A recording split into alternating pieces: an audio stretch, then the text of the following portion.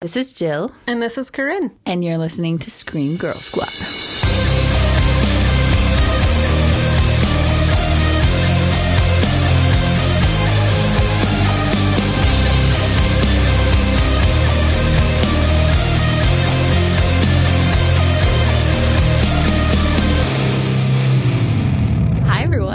Welcome to Scream Girl Squad. We have missed you all. We've missed terribly. You so much. We don't have to explain to everyone that the world went to crap, and so things had to take a little break. So we're just going to skip right on past that because... Why dwell on depressing things? We're here to do fun things. Exactly. Like talk about the movie that we watched tonight, which is Scream. It's been a long, long time. I'm so happy that we chose this one as our first one back. Yes. We love it and have talked about it before on the podcast. And for years, we quoted it to each other. So it's really fun that we got to watch it again together. It's mega quotable. Mega quotable. So if you want to feel old for a minute, let's talk about when this movie came out.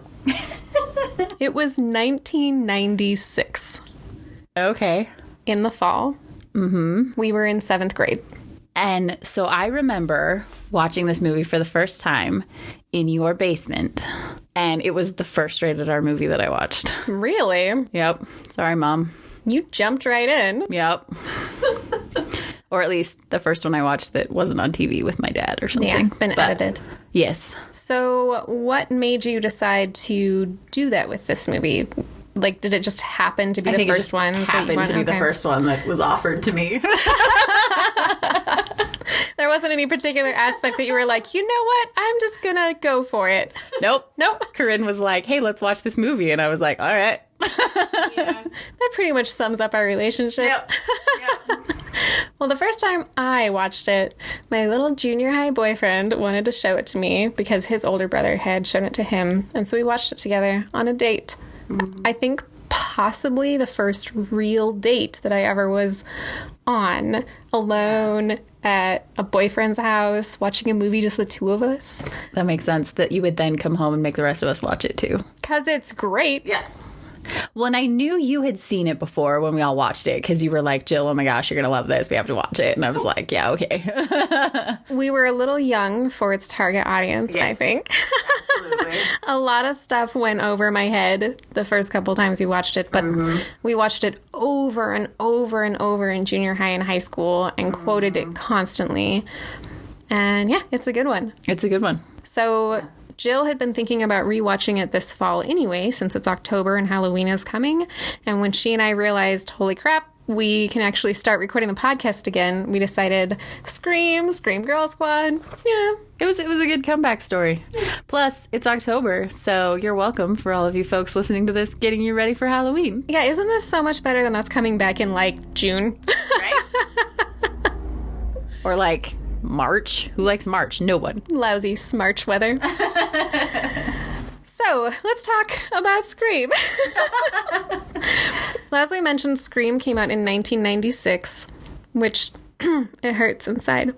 And if for some reason you've gone literal decades without hearing about this film, we're going to tell you a little bit about it. So, Scream follows a girl named Sidney Prescott, and it's the year after the murder of her mother. The town starts getting terrorized by a new killer who uses horror movies as part of their little sadistic game to torment their victims before they kill them. It's a pretty classic slasher with elements of mystery where you don't know who the killer is. You're trying to figure it out right along with the protagonist. Lots of horror pedigree with it. It was directed by Wes Craven. The amount of horror movie references made in this movie, I did not notice until this showing how many horror movies they referenced. I tried to write them down as we went along, but just if we miss any, let us know. Oh, yeah, I'm sure we missed some. They were packed in. They were everywhere. Yeah, and you can tell that this was directed by one of the greatest film horror directors of all times who...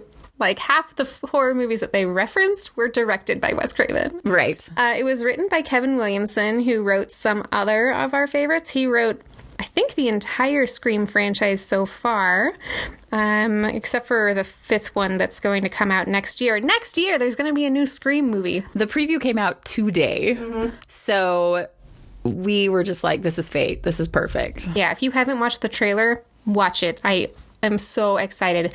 Usually these types of reboots sort of, like they make me a little bit wary, but the new Scream looks amazing. But this Kevin Williamson, he wrote The Faculty, which is one of our favorite movies. Is he Dawson's Creek? I was just looking up. He is. He wrote Dawson's Creek based on his life of a teenager wanting to be a filmmaker. What? Yeah. Okay, when you said, is he Dawson's Creek, I thought you meant, did he write Dawson's Creek? But he literally is the show. He wrote Dawson's Creek about his life, which then Dawson's Creek ends with Dawson writing a show about his life. It's very full circle. Super meta. But yeah. This dude likes meta. Scream is one of the most meta horror movies ever. It's so self-referential. It pokes fun at the genre constantly. Yep. So it has a lot of familiar faces in it. An amazing cast, really. I don't know how many of them were familiar to me at the time. Like, had I ever seen Matthew Lillard in anything before I saw it? I think this was our first introduction to Matthew Lillard. This is where our love of Matthew Lillard began. Yeah. Yeah. Yeah. So huge cast, like huge 90s cast. Neve Campbell, Skeet Ulrich, Matthew Lillard, of course, Rose McGowan, Jamie Kennedy, David Arquette, and Courtney Cox. They're basically the main folks. Mm-hmm. And that's just the 90s wrapped up in this nice, amazing package. Very well cast for the time. For the time. So let's talk about that briefly.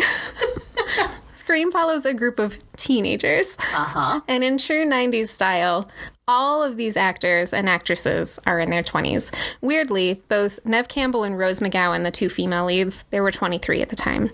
And then all of the male leads were 26 years old. Skeet Ulrich, Matthew Lillard, and Jamie Kennedy. David Arquette was 25, which is exactly how old his character playing is. an adult. Yeah, that's interesting. And Courtney Cox, I'm not sure exactly how old she was at the time. I think she's maybe 8-10 years older than that. Yeah. But that was a pretty 90s thing. Like, and today, I guess, it's... They always have older people playing the younger kids. Yeah. And even by today's standards, this wasn't particularly egregious. Do you know how old the guy who plays Paxton Hall Yoshida in Never Have I Ever He's like is? 30. He's 30! Yeah. He's supposed to be like 17 years old. And you can tell when he smiles, his eyes have the little wrinkles right there. Like, it's not even... Like, you can tell. Yeah. I wish I looked that good when I was 30. Says the girl who looks very young. I've got all these gray hairs now. You guys, the last 2 years have been very hard on little Caryn's hair color. Jill's too. It's just been sucking all the pigment right out of my hair. All right, so before we get too off track and start talking all about how much I love Never Have I Ever and various other young adult Netflix shows, why don't we get into the nitty-gritty here? Let's jump on in. So we are changing things up the teensiest bit. If you are a long-time listener, first-time caller, we used to rate the movie right before we jumped into the spoilers. But then we'd get to the end of our recap and we would have no idea how to end the podcast. And we would sort of awkwardly look at each other and be like, oh, see you later. We're gonna go home. All right, we're done. So we decided that we'd give ourselves a nice little button and we will be rating it at the end. So spoilers inbound. Spoilers. So the movie starts out with good old Drew Barrymore in a terrible blonde wig making Jiffy Pop. Wait, that was a wig? I'm pretty sure. I don't know. I'm assuming. Is Drew Barrymore not blonde? I don't think she's a little bit more brunette. Brunette, eh? All right. I don't know. Yeah. All right. Yes, young Drew Barrymore. This was like the first time that I think I saw her as an adult person. Yeah, like she had done her child actor stuff. Yeah. And then I think she'd done some stuff, but nothing I had seen. Yeah. So, yeah. And I don't think that I appreciated at the time, because I don't think that I knew when I saw this the first time around, how great it was that they cast her to open this movie. Right, because this really was groundbreaking. The only comparison I can think of is U571 starring Bill Paxton, and they killed him in the first 20 minutes. But they like marketed this movie as like Scream starring Drew Barrymore, and then they kill her in the first 10 minutes. And so it was like groundbreaking. Nobody had ever done that before. But like she's on all the movie posters. Mm-hmm. She was by far the biggest name to be included in this movie. Mm-hmm. So it starts out, here's Drew Barrymore making popcorn, and the phone rings. Drew Barrymore answers the phone, and is talking and flirting with this guy, which I don't understand. Like, somebody calls you, you don't know who they are, you flirt with them. I mean, we were boy crazy teenagers, but that just seems extreme to me. Yeah. Like, weird. So she's talking, flirting with this guy. She's like, I don't know who you are. Hang up. And then he calls back. And she's like, why did you call me again? Yeah. Like, just really...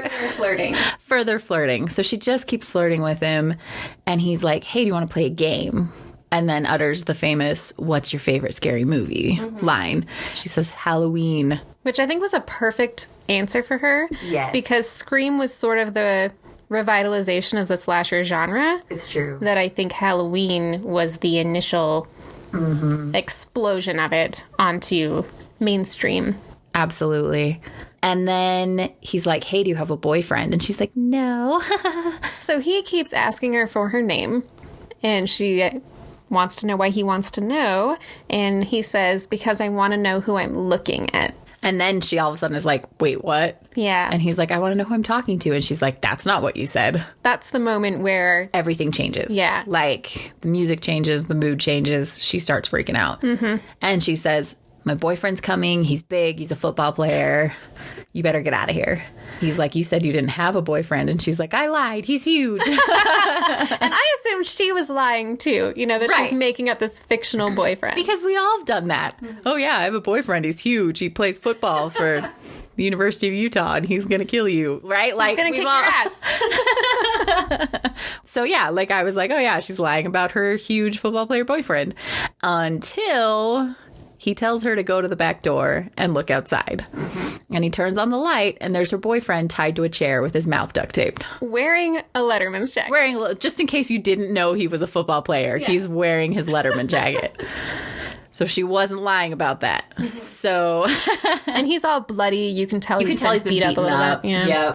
Yep. So he tells her to answer some questions. And if she gets the questions wrong, then her boyfriend's going to die.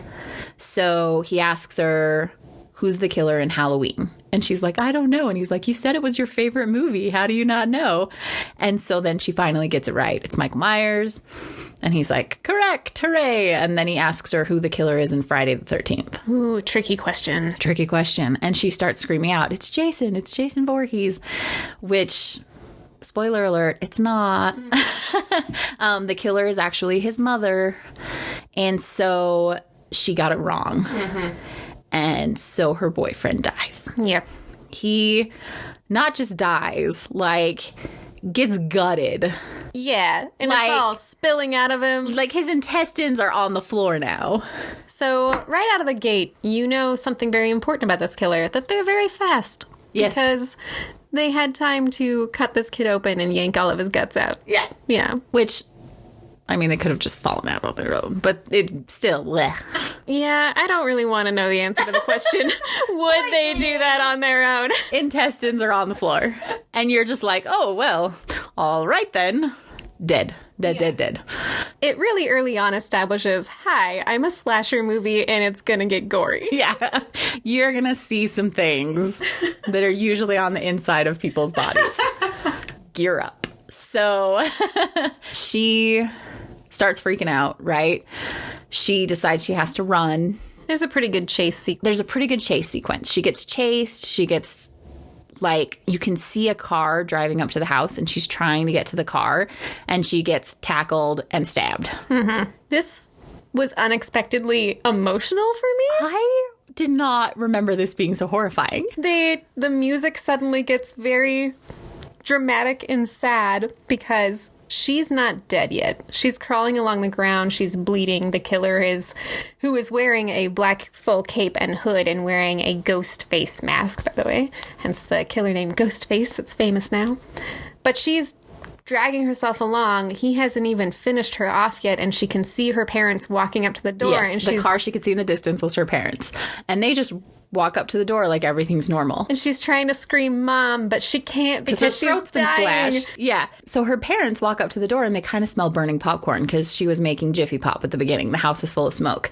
So they open the door and they're like yelling for her. And they're like, what is going on? Casey, I think is her name. They're like, Casey, what's going on, Casey? And the mom runs into the kitchen and grabs the flaming Jiffy Pop off the stove, which is Jiffy Pop still a thing? I've never actually made it. Oh, I think some grocery stores you can still get Jiffy Pop. We made it for nostalgia maybe 5 years ago, and it was not very good. Yeah, I can see how that would be a thing. And I don't think it was ever very good. I think it was fun, Yeah. maybe. Yeah. I don't know that I've ever actually eaten it. It's a thing on movies that you see. But anyway, so the mom takes the flaming Jiffy Pop off the stove, puts it in the sink. They're trying to find Casey. The mom's trying to get the fire alarm to stop going.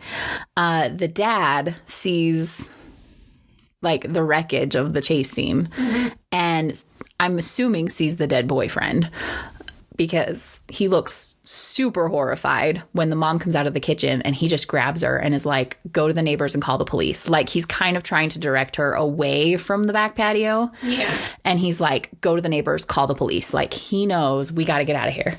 Oh, and the reason that they can't call the police from their own house is because they picked up the phone and they could hear Casey, who's still holding her cordless phone, and they can hear that she's getting dragged. Yeah. So the mom goes to run, opens the door, and sees Casey strung up from a tree outside. With her guts With her spilling guts, out. her entrails all over the... Yeah. That's where Drew Barrymore exits the film. And that's it for Drew Barrymore, which was, hugely life-changing, that they brought in this huge star just to kill her off in the first 10 minutes, which then Scream continued to do for 9 other movies. But still, it was fun. And she was a great choice, too, because she had a horror pedigree. She was in Firestarter as a little girl. And I thought she's iconic in this opening sequence, honestly. Cut to Sydney is our main character, played by Neve Campbell. And she's in I'm just going to straight up call it a grandma-style nightgown. It's very modest. And she's on her computer, which is a very old style. Oh man, it's a CRT monitor. It's black background, white text. Jill called it a ghostwriter computer.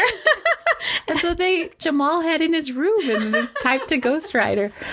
So yeah, is quite old, dated, I guess would be the word. So she's sitting in her room, and all of a sudden her boyfriend, Skeet Ulrich, pops his head in the window, and she screams a little bit, because of course you would. Just somebody in your window. Skeet Ulrich is in your window with 90s bad boy hair. Yeah. Unwashed. So he jumps in the window and she screams, and her dad comes to the door, and she's like trying to hide her boyfriend, like you do. Yeah. And I'm just kidding. So Jill's mom listens to this podcast. I never had a boy sneak in my room. That's real. Never in my room. So anyway, she's hiding her boyfriend, opens the door, and her dad's like, I heard you scream. And she's like, no, you're crazy. I didn't scream. Everything's fine.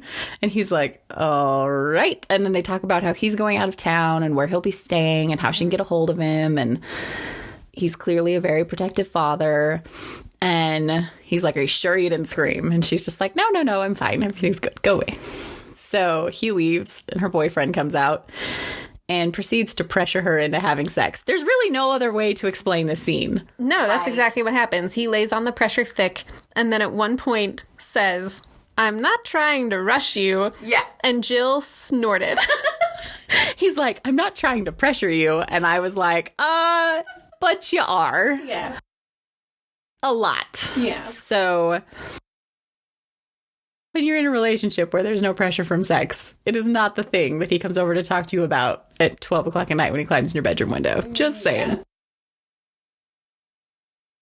Yeah, he was trying to guilt her into it and talking about how it makes him feel bad. And I mean, it was just, he was laying it on really thick. It was just awful. Super manipulative. Look out, ladies. This scene, and guys, it can happen to, look out, everyone. This scene is a prime example of what it looks like when someone's trying to manipulate you into doing something you're not comfortable doing. Yes, absolutely. So it was very uncomfortable to watch.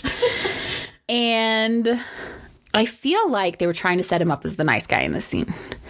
He climbed in the window wearing a polo shirt And this very much bothered me because the whole rest of the movie, they set him up as a bad boy. But this one scene, he's wearing like this pastel colored polo shirt and he's talking about how I don't want to pressure you and I just want to be there for you. And I'm trying to, you know, be patient and be loving and blah, blah, blah. So like, I feel like they were setting him up as a nice guy. But the problem is He's a creep. Yeah, he like climbs in that window and his whole face says, I'm definitely a caged animal who's going to hurt someone. Yes. And you're immediately like, what were you doing out late at night? Somebody just got murdered. It was you. So, like, they set him up as a suspect from the get-go, but also try to play him off as the nice guy. Yeah. It was interesting. And again, I don't know how quickly I picked up on that when I was young and probably was just distracted by the fact that there was a male person on the television. Right. So, but as an adult woman, I look at him and I say, don't date my niece. Right. Yes. Well, and we had terrible taste in guys back then, so we probably would have dated him. Just saying. One of us would have. So, yeah, I feel like they were trying to set him up as the nice guy. Mm-hmm. Yeah, I agree. The next scene, they're at school. The Arthur Fonzarelli, is the principal of their school. I just get giddy anytime I see Henry Winkler in anything. He's so great. I love him so much. And he was so good in this movie. Oh, perfect. Like, you could tell he was a high school principal who was done with everybody's crap and didn't want to put up with it. Yeah. And it was great. That's got to happen pretty fast if you're a high school principal. Right. Don't you think you just... Right. Yeah. Yeah. High school principal is a job I would never, ever, ever want. So he's with the police. They're pulling people into the office and questioning them because the two murdered kids at the beginning went to the high school. Mm-hmm. So David Arquette is there. He's a police officer. I almost called him David Duchovny. It was real hard. He does not look like David Duchovny. He is a sheriff's deputy named Dewey. Uh-huh.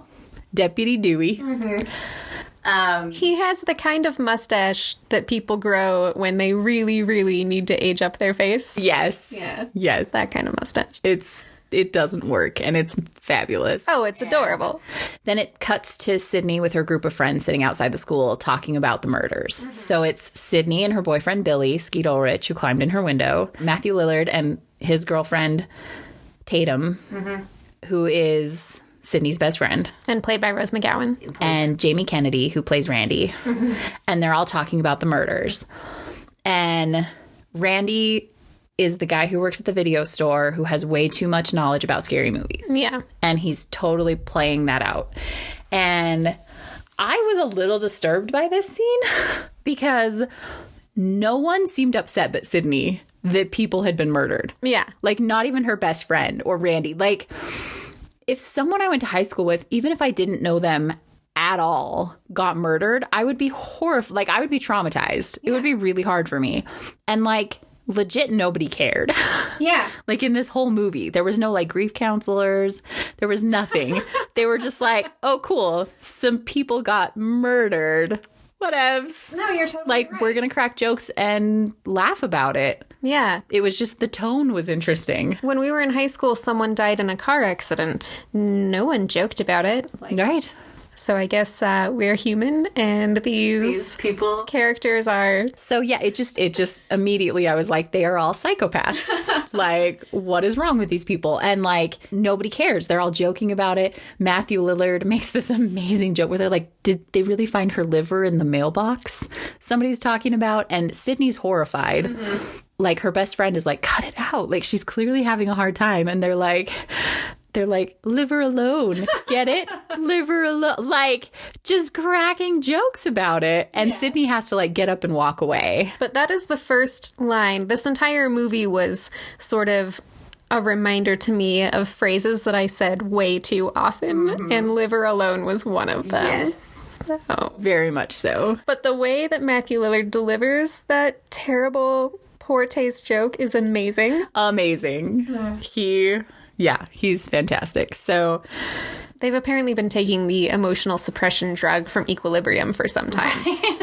Well, and they talk about how Matthew Lillard, his character's name is Stu. Stu used to date the girl who got killed. Yeah. And somebody says, yeah, but then she broke up with him to date Steve, the guy who died. And he's like, no, I broke up with her. But you can tell it's like a sore subject. Yeah. And again, he's not upset his ex-girlfriend died. It's very strange. Like, did they date for an hour? How? Anyway, they're leaving school, and Sydney says she doesn't want to be alone. And so Tatum's like, I'll come over, I'll hang out with you. So Sydney goes home, and she starts watching the news. And this is where we find Courtney Cox and her apocalyptic highlights. There's really no other way of saying this. She has these crazy blonde highlights on top of her black hair, which is very late 90s. Yeah. Like chunky highlights. Yes, chunky highlights. But she's discussing Sydney's mom's death, which was a year before, and she was murdered. Yeah. And they talk about how she was raped and murdered. Oh, yeah, it's brutal. And they caught the guy, and his name was Cotton Weary, and he's going to jail. Okay, so a couple things about this scene. Number one, I kind of felt like that one of the main reveals of this scene was to let us know why exactly Sydney would be so bothered by these people being murdered, because her own mother was murdered. That's when the really, only reason. She's just displaying a normal human level of emotion. But yeah, the only reason she could possibly be upset was because her own mother was murdered. Yeah. Not that she's a human being with feelings. Just kidding. That was the only thing about that scene. Just that one thing. Yeah, that was it. We also... all the houses in this movie are huge. Oh, yeah. And so, yeah, Sydney's house was huge and very 90s furniture and stuff. That was really fun to see. But it was interesting. Yeah. Yeah. Like, I want to know what her dad does for a living. Oh, yeah. They never tell you that. Yeah. So while Sydney then, like, falls asleep, she wakes up. She gets a phone call. And it's from the killer, who uses this, like, voice changer, you know, what's your favorite? I can't do it. What's your favorite scary movie? That's pretty good. So he like calls her, and she assumes it's Randy, like right off the bat, because he's like, what's your favorite scary movie? And she's like, okay, Randy, you know, I don't watch that crap. It's so stupid, because all it is, you know, bimbos with big boobs who run upstairs when they should be running out the front door and yada, yada, yada. And he's like, it's not Randy. And she's like, sure, it's not. And she like doesn't believe him. She's like, who are you? Why are you calling? And he's like, you shouldn't be asking why I'm calling, but where I'm calling from. Ooh. And so she's like, okay, fine. Where are you calling from? And he's like, your front porch. And she's like, sure you are. And she goes out onto her front porch and walks away from her front door. With her back to it. Yeah. And we're just like, she just talked about how not to be a moron and then is a moron. Yeah. So she walks in, Ghostface jumps out of the closet immediately and attacks her. Because of course he's waiting in the house. Because she let him in. And then she can't get out the front door because the door is locked, so she runs up the stairs. So it was like everything she said that was stupid, she did. Which is amazing. That's exactly what's so good about this movie. Yes, it's very self-aware. So she runs up the stairs. She locks herself in her bedroom. He's trying to get in. She tries to call 911, but because she was on the phone downstairs, she can't get through. So she does what all of us would have done in this situation and goes to her computer that is connected to a phone line, because that's how modems worked back then. And she pulls up a software that allows people who are deaf and hard of hearing to make phone calls through the text on their computer. She does it with like a keystroke. Mm-hmm. And suddenly this program is up on her computer. Does she have it ready? Does she use it a lot? Right? It was very interesting. Yeah.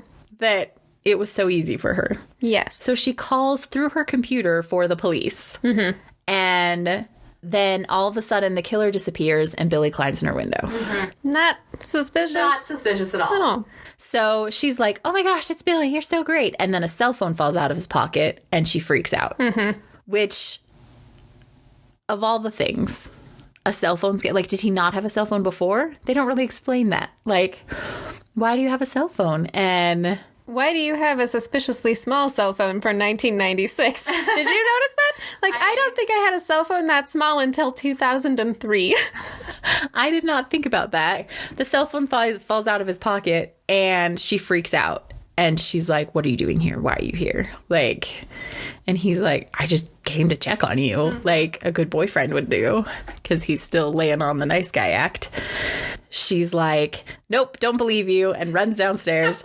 and opens the door, and Deputy Dewey is standing there. Yeah, with some other cop cars too. Yeah. So that's the other thing. So the call must have went through on the computer. And then they would have had to trace the address because all she was really able to do was dial 911 and then get her address and then get it to the authorities so they could get there. A minute and a half this happens. Yeah. As much time as it took for a boy to climb in through her window and drop a cell phone. Yeah. So that was magical. Yeah. So Deputy Dewey, by some sort of magic, appears on her front porch and they arrest Billy for being the killer. And he just terribly, Sydney, no, like as he drives away. It was real painful to watch. So they all go to the police station and they're questioning Billy and they're like, why do you have a cell phone? And he's like, everyone has a cell phone. And but it's 1990. No, they do not. But I guess in this town where everyone lives in a mega mansion, maybe they do. But yeah, like the whole thing to get him guilty is that he owns a cell phone. Which I mean, and he was, right place, right time. But he's suspicious. So they arrest him for owning a cell phone. Well, he basically spends the whole movie walking around with like, suspicious eyes. So Yes, he does. And they've taken him out of the polo and put him in a bad boy, white t-shirt, grunge jeans look. Yeah.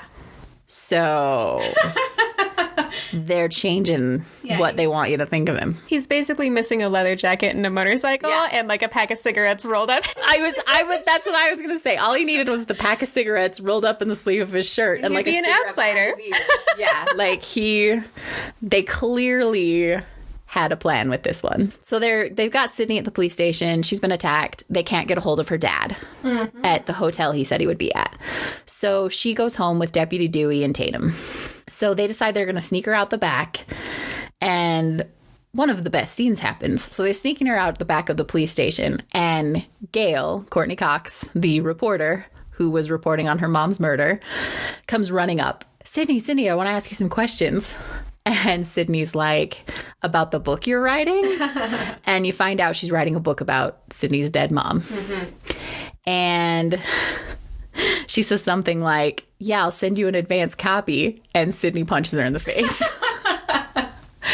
Which feels justified to me because earlier they showed Courtney Cox, the reporter, being viciously cruel to her cameraman for being a little bit slow to get out of the van. Like they've already set up that she's not a great person and she'll do anything to get a story. Yeah. So, she gets punched in the face and it's awesome.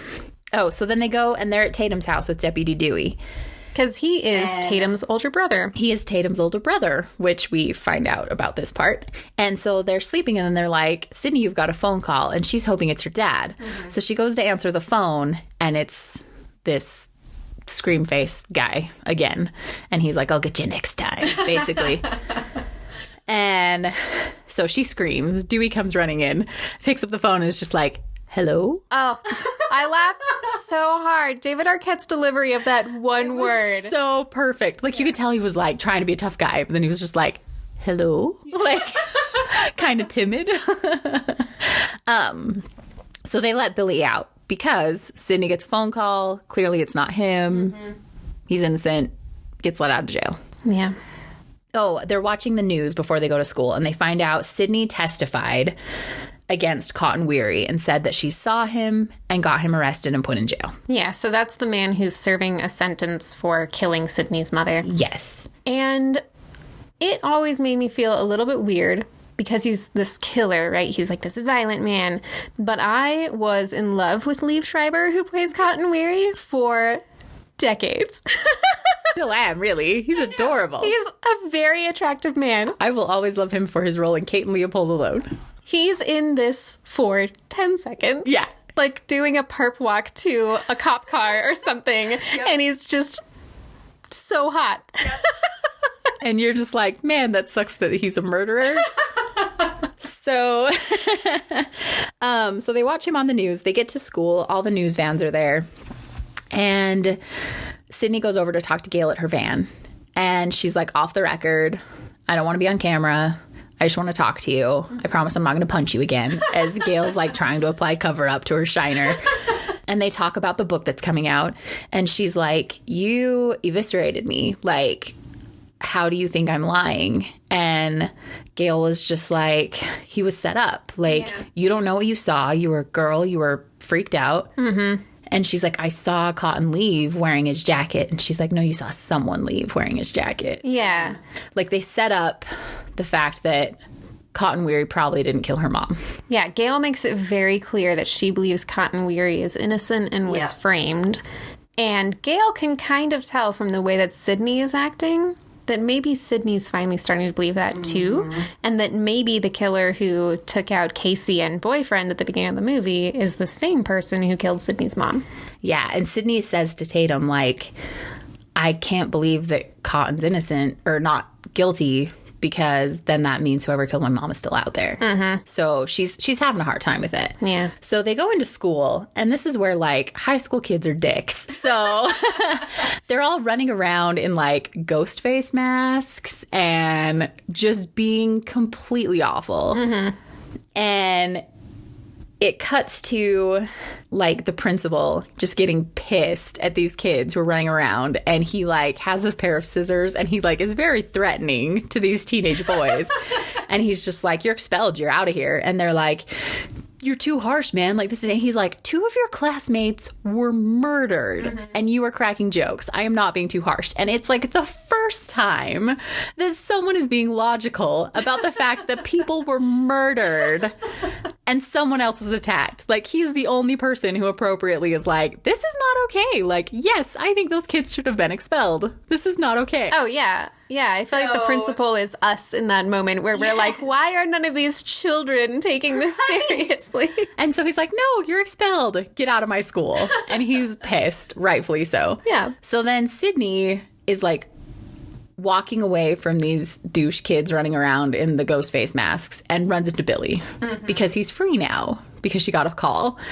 And he starts being master manipulator again and is just like, I just feel like you won't let me touch you since your mom died. And she's like, I'm sorry, I've been putting too much emphasis on my mother being murdered. Like, she is apologizing for not being over her mother being murdered. Yeah. This is the master manipulator in action. So he's like, I just feel like you should get over it. And then compares her mother getting murdered to his mom leaving by her own free will. His emotional intelligence is pretty low. It's just nothing. And so they get in a fight, obviously. She's like, what? You're comparing your mom leaving to my mom getting murdered. Yeah. Which finally she picks up on the fact that that's messed up and she walks off. So she storms into the bathroom where she overhears some teenage girls talking about how she faked it and said that she's probably just a slut like her mother. Oof. And blame her for the murders. And the one girl said the most horrifying line. She said, teen suicide is out this year. Homicide is more therapeutic. So they say she probably is just the killer because her mom got killed and she decided rather than kill herself, she'd go on a killing spree. I love the way that these mean girls delivered the dialogue because it was very clueless. Mm-hmm. The way they were talking was so... Valley Girl. Yeah, I think that's what they used to call it. So that's Jill's brutal line. My favorite line was the girl who said, well, one of them thinks maybe that she murdered Casey because she was envious that Casey's dating the football player. To which the other responds, well, she's already got her own little bubble butt boyfriend, Billy. So yeah, these girls are terrible. Why they didn't die, I don't know.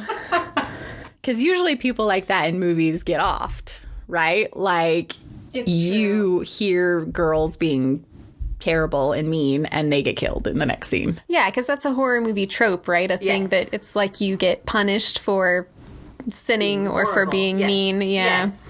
Like, the bad guy gets their comeuppance. Nope. These girls totally get away with being awful. Spoiler. So then the girls leave and Sydney gets attacked in the bathroom. Mm-hmm. Whether or not it's somebody dressed up or actual Ghostface, you don't know. Mm-hmm. She gets chased out of the bathroom, goes outside. the principal announces classes have been canceled for the day and the cops have instated a 9 p.m. curfew. To which all the high school students respond, let's have a party. Right? They're like, hooray, let's all get together in one place and have a party. And Deputy Dewey's like, cool, I'll drive you. Like, that's it. You want me to help you carry that keg inside? Like, it's just not. No cares. He's a very effective law enforcement officer. Real good at his job. So, as everyone's leaving the school, it cuts to a janitor wearing a Freddy Krueger sweater and hat. Which I loved. It was amazing. And immediately made me think of the Simpsons episode. I know it was meant to make me think of Nightmare on Elm Street, but what it did instead was make me think of the Simpsons Treehouse of Horror episode where Willie is Freddy Krueger. So good. So the principal's in his office. He starts hearing things. He kind of tries on the Scream mask for some reason. And he starts like peeking around, opening his closet and stuff. Nothing. And then Ghostface jumps out from behind the door and kills him. Yep. And we didn't really ever get an explanation for why. Well, I guess there were quite a few murders throughout the film that we didn't get a solid motive for. I guess that's true. Which later they talk about how it's the millennium and you don't need motives in the millennium. I guess that's true. But yeah, he just gets killed. Yeah, I think that they did it because they wanted Henry Winkler to have kind of a hilarious death scene. And it was great. Well, and the scissors he was using to threaten the teenage boys with are the ones he gets stabbed with. So there was a lot of... Yeah, so maybe that was setting up some suspects for us. Maybe it was one of the expelled boys. Maybe.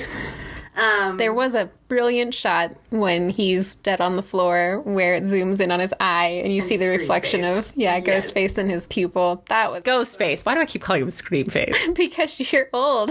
We're old now, and so we say things wrong. That's like true. Ice Stabber instead of Snowpiercer.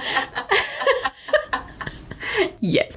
And how it doesn't matter how many times our local arena changes names, we'll be calling it the Delta Center until we die. That's true. That's true.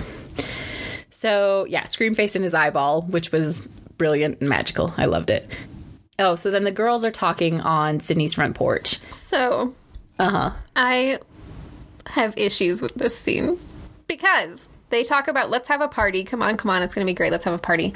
And then the first shot of this scene is a stereo out an open window blaring School's Out for Summer.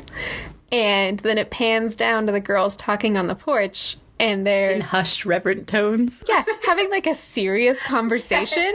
And then you can't hear the music out the window anymore. It just disappears. So it was a little jarring because I was like, oh, we're at the party now. No, we're not. We're having like a heart-to-heart. I agree. It was weird. I liked that they used Schooled Out, but it was in the wrong place. Oh, it was a perfect song for what had happened before, but it didn't really... And then it didn't work.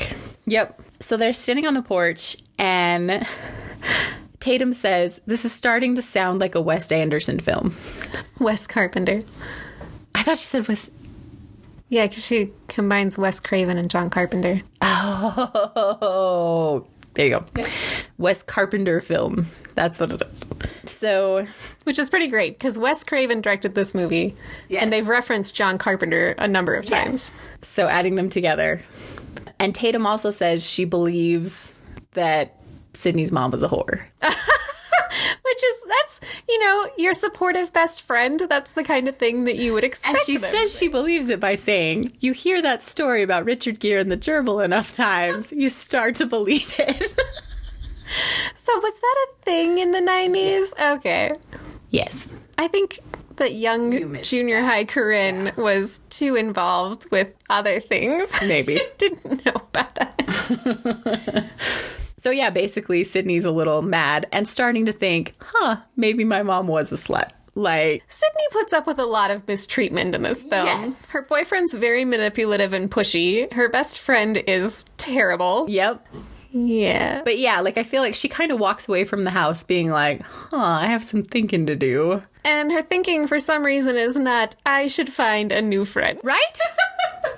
And new boyfriend. Yeah. Because everyone in my life sucks. Because they do. Yeah, so then it cuts to the video store where Frankenstein is showing. And so there's our other scary movie reference. Mm-hmm. And Randy goes on a rant about how Billy is standing in the horror movie section and that's wrong because he's a killer.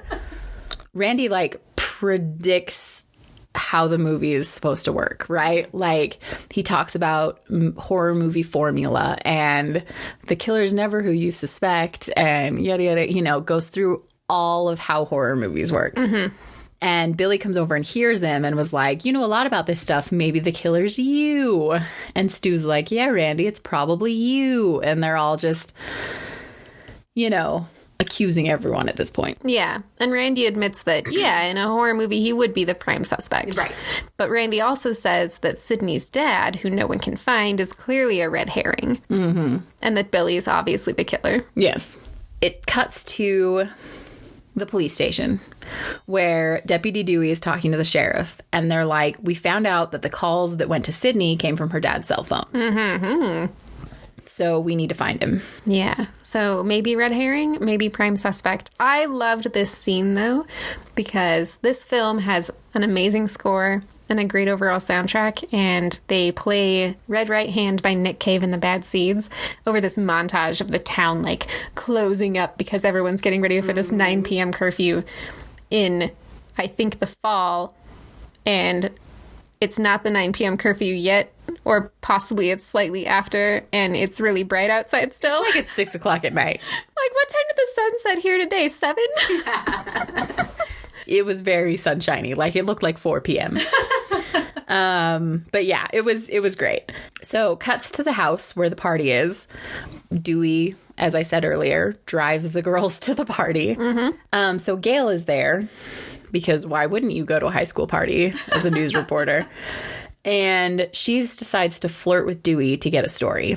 And she, like, goes to her van and the camera guy, like, slips her something as she goes off with Dewey. It's a very, very small camera. So again, I was thinking this is 1996. I didn't know what it was. It was the tiniest camcorder. It was tiny. She goes off with Dewey. Somehow they end up in the house and Gail plants a camera in the living room. Mm-hmm. So while they're there, Tatum goes to the garage to get some beer. Mm-hmm, because she's the beer wench. Because she's the beer wench, she says. So she goes to the garage and she gets locked in.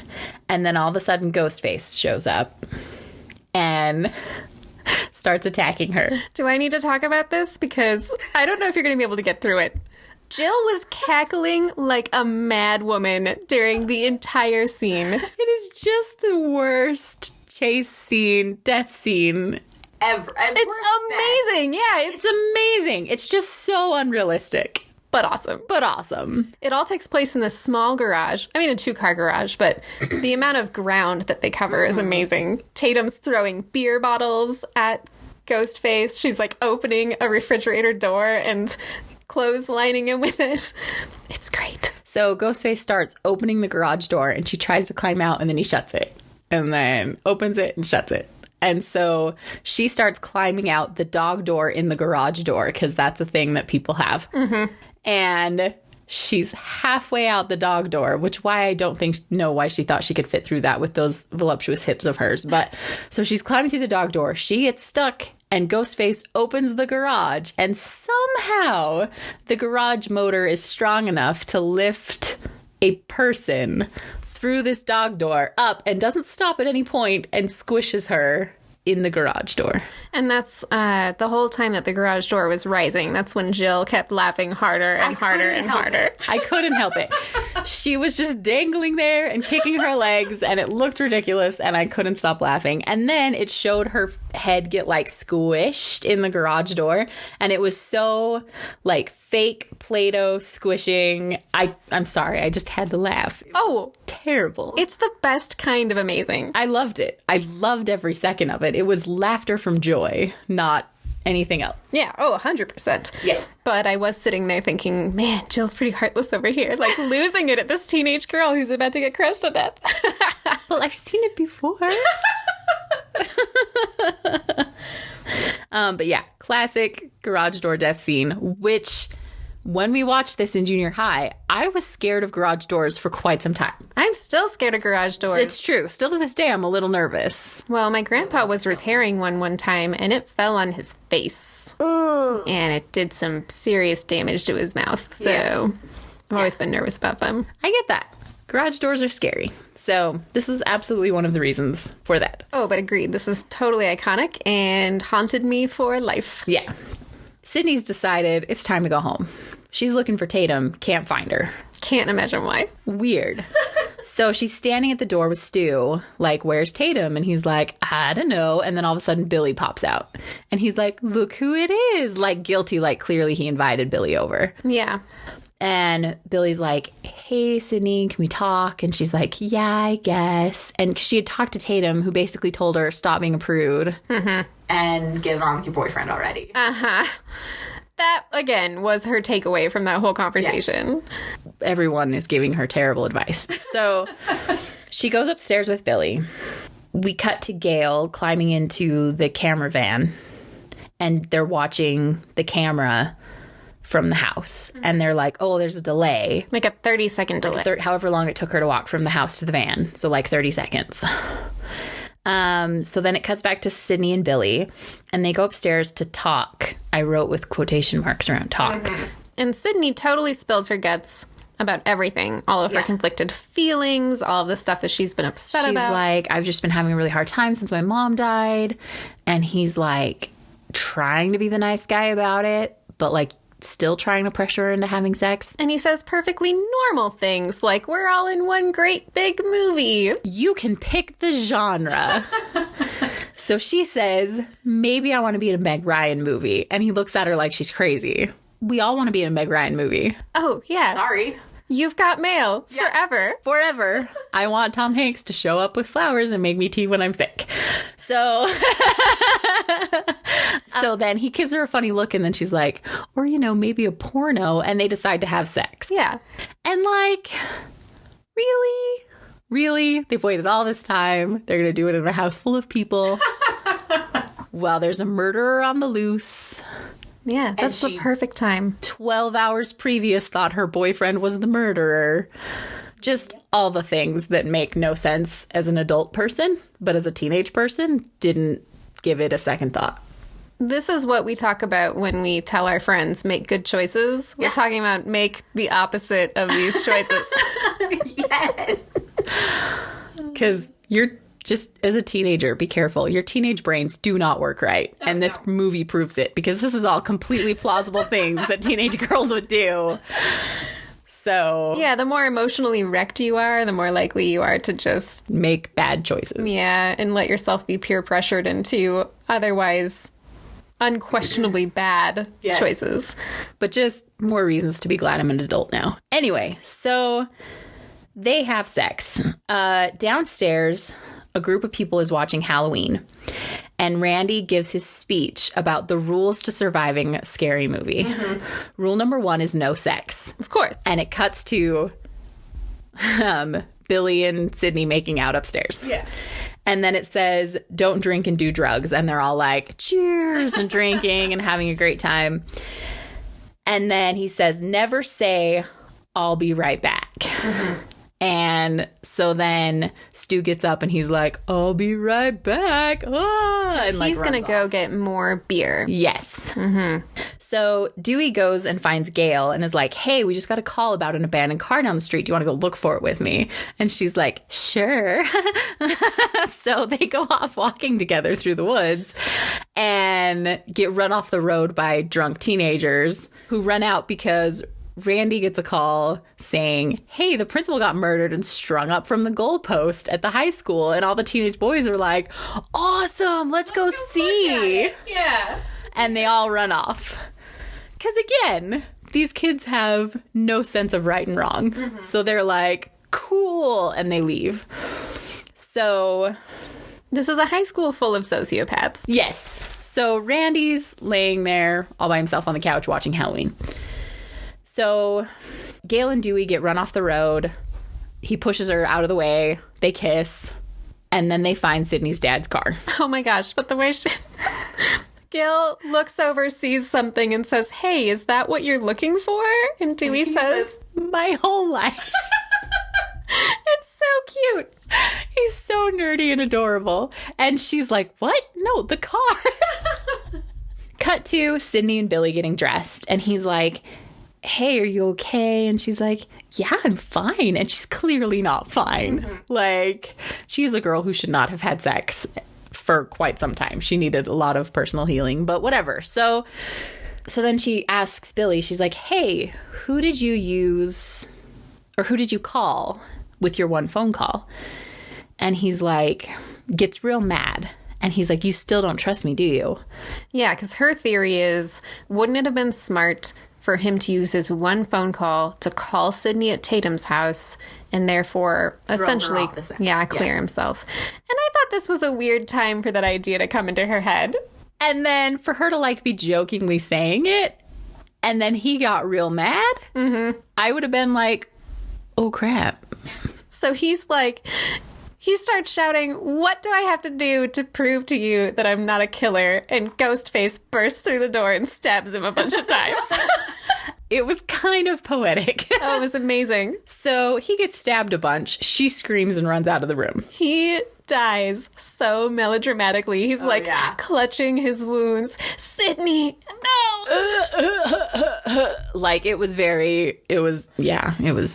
just peak Skeetle Rich. Oh, no, it was perfect. Chase scene ensues. Sydney climbs out of a window and falls off the roof. Okay, so when you first see this house that they're all at, it is very tall, like 3 stories tall, and like tall ceilings 3 stories tall. Yeah, it's like, a big old farmhouse. Yeah, so it's tall. Sydney falls off the very top floor and then just gets up and runs away. She lands on a boat that's covered by a tarp. So, yeah, she's fine.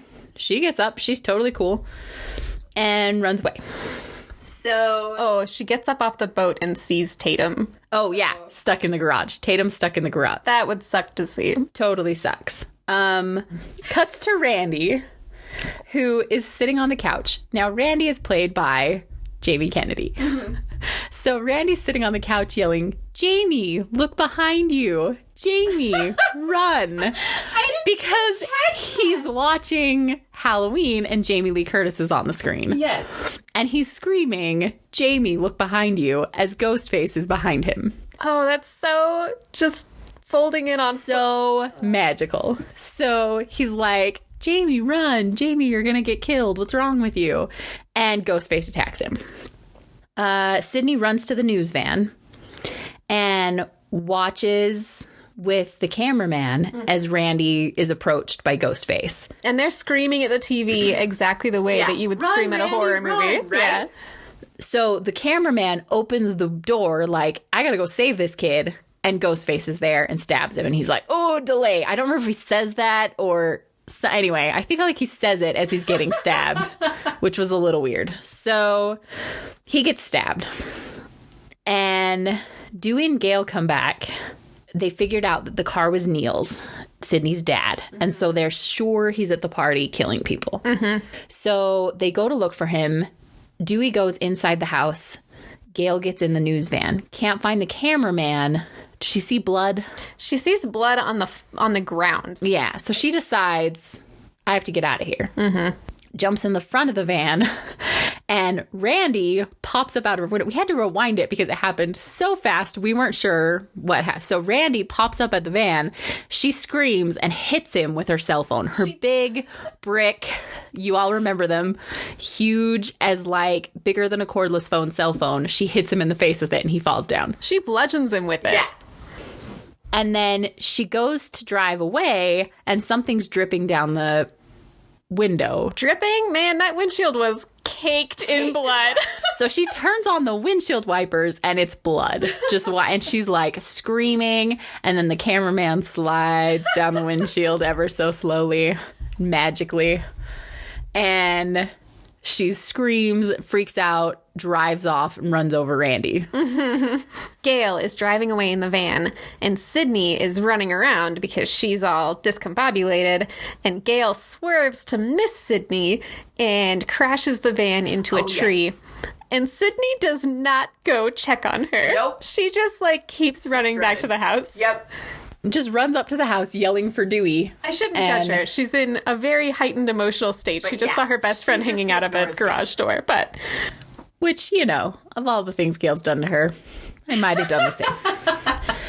So she runs looking for Dewey. He stumbles out of the house. He's been stabbed. He falls down. He's got a knife in his back, Yes. Willie style, from another treehouse. Ghostface pops out behind him. So she runs, jumps in his cop car, which is parked right there, and locks all the doors. Mm-hmm.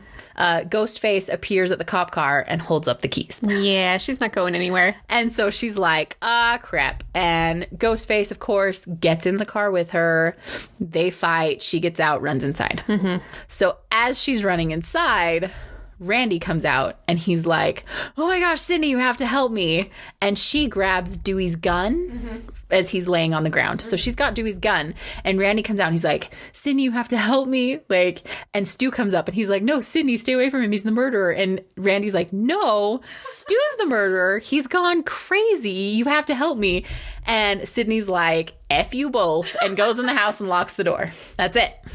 Which I have to give her props for, because if you don't know who to trust no one. Yeah. First good decision she's made this entire movie.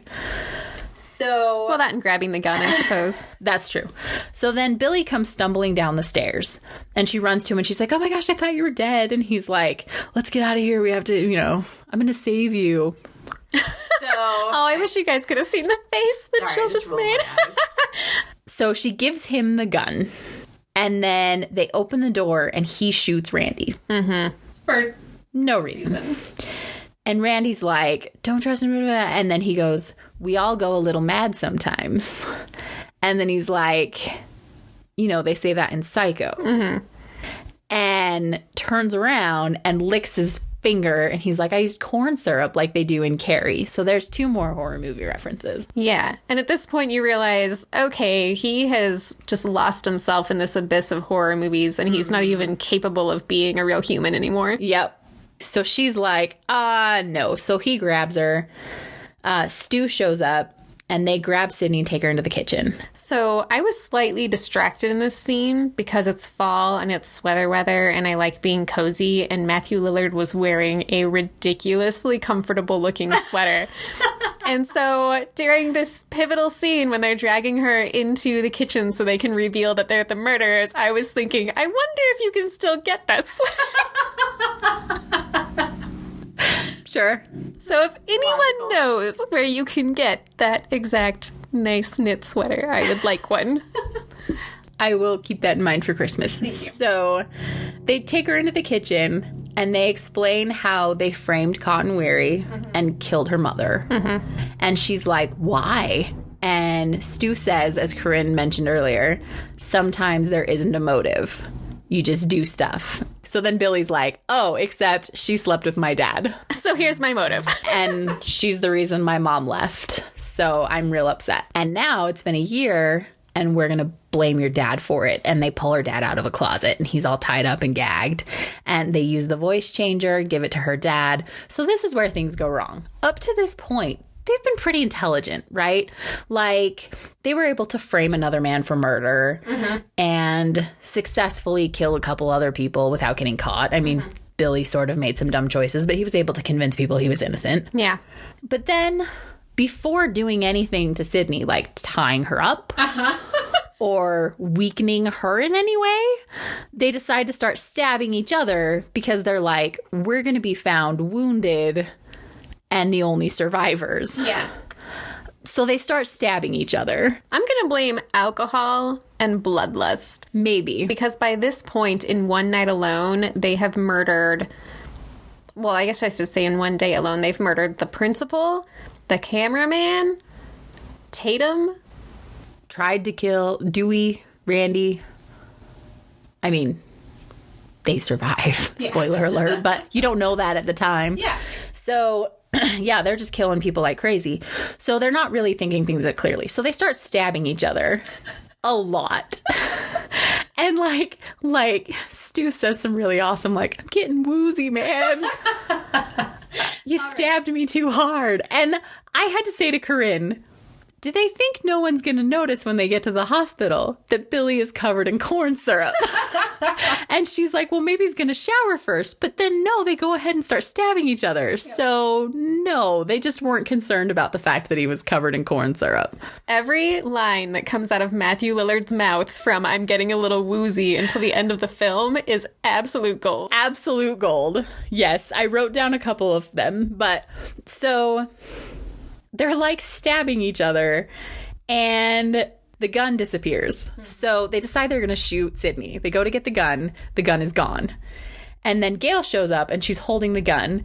And Billy walks up to her and he's like, I know something you don't know. And she tries to shoot the gun and nothing happens. And he's like, the safety's on, and like hits her in the face. Yeah. And somehow piles her up at the front door with Dewey. I kind of missed how that happened. So he is edging toward her while she's pointing the gun, and by the time she tries to fire, she's basically at the front door. So when he hits her, she tumbles onto Dewey. And they're like, oh, poetic, it's cute, whatever. So then Stu's like, hey man, I think I'm dying here. And then they realize Sydney and her dad are gone because they did not restrain her in any way or pay any sort of attention to her. So she ran the first chance she got, obviously. Well, they're distracted looking at how cute Gail and Dewey are on the porch and how they should shoot them now. Right? So she runs off. She calls them with the voice changer and she's like, hey, what's your favorite scary movie or something? She's taunting them. Yeah. And Billy gets mad and like hits Stu with the phone. And he's like, you hit me with the phone, man. And so like Sydney's on the phone and she's like, I've already called the police. They're on their way. They're going to get you guys. You guys are idiots. Mm-hmm. And Stu like is crying and he's like, did you really call the police? My mom and dad are going to be so mad at me. This is what I mean. All his lines are amazing. Like Billy just stabbed him a bunch of times. And he didn't really complain too much about that. But you hit him in the face with a phone. And he's real upset. So Billy goes to the door. Sydney jumps out at him and stabs him with an umbrella.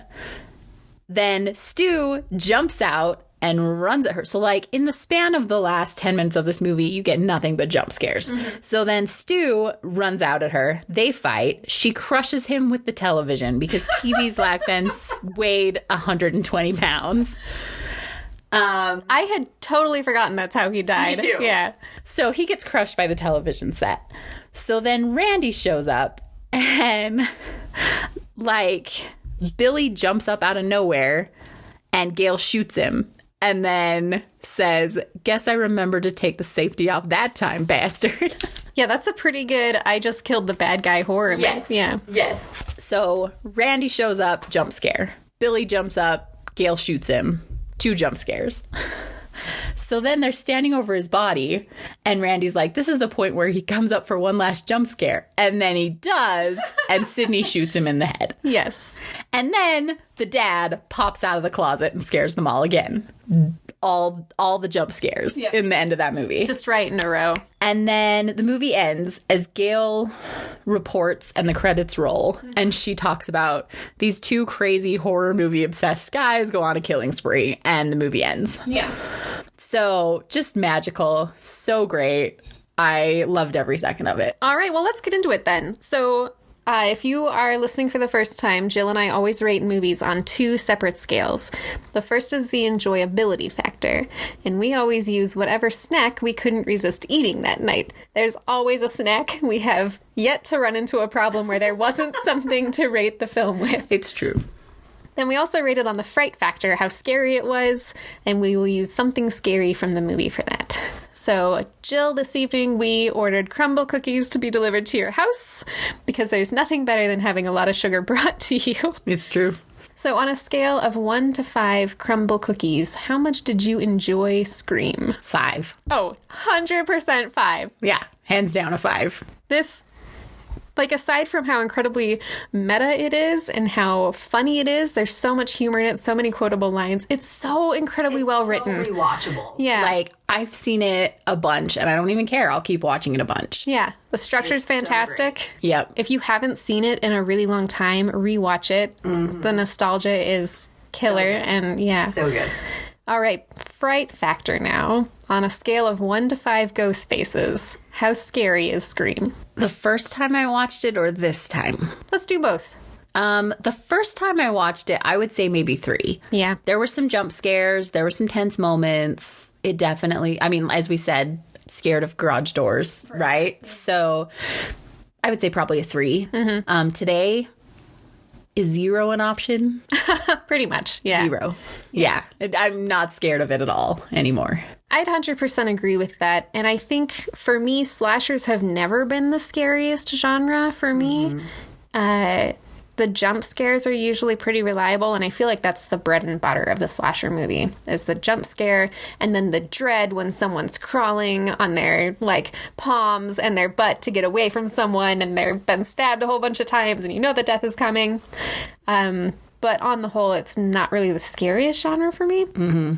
So 3 when I was younger and all the jump scares were being thrown at me for the first time.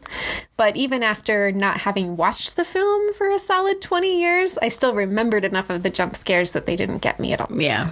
Yep. I agree. But that being said, it's an iconic horror film. As it should be. Yeah. It really did redefine the slasher genre. Yeah. And in a good way. Yes. Yeah. And with the new one, Scream 5, coming out in January, I feel like everyone should go back, rewatch Scream. I feel like I want to marathon the whole rest of them because the preview alone referenced that incredible Drew Barrymore opening of this film. So you know it's going to be pulling a whole lot from the previous entries. So yeah, go out there, watch Scream. And then tell us what you thought about it. Yes, and we want to hear from you. So thanks for listening. Thanks for coming back after not listening for a while. Please continue to listen. Don't forget to subscribe. If you want to follow us on social media, we're pretty much everywhere at Scream Girl Squad. Yep. So thanks. Bye. Good night.